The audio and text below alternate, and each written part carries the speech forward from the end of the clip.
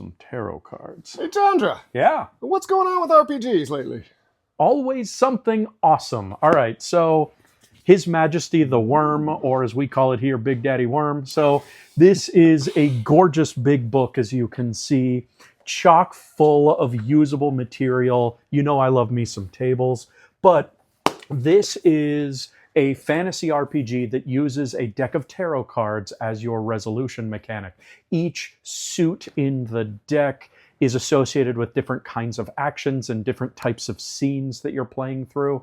So it has much more of a structured approach than sort of a sandboxy one. Not to say there's not tons of exploration and open-ended role play and stuff, but it's like there's clear-cut divisions between when you're in this kind of scene versus this kind of scene, and you immediately know as soon as you have a scene transfer, like what you've got to be prepared for, what you have to be strategizing around. And because it's card play instead of dice, there's a lot more immediate agency players have over resolution mechanics, as opposed to trying to avoid having to roll dice like you often get in traditional old school fantasy RPGs. So His Majesty the Worm is a really cool and interesting one.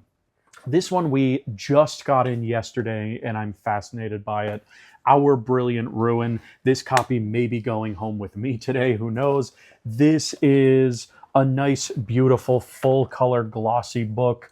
And this is Gilded Age cosmic horror on a planet where the radiation from a dead star has started to cause the downfall of civilization. Humanity is dying out, holding on to the last vestiges of glory and technology and so on. But you've got mutations, you've got cosmic horror, you've got gothic horror, because of course there's vampires and ghouls hanging out in these old structures. But Our Brilliant Ruin, the Infinite Dance Floor.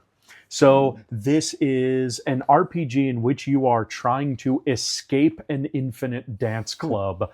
And it is intended to, while being surreal and kind of horrific in its ideas, it is basically about what it feels like whenever you have pushed yourself too far in your partying and need to get home and rest. It is about that feeling made concrete.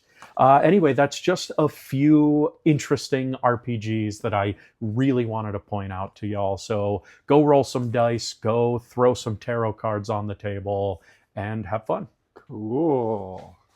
Ghouly eyes.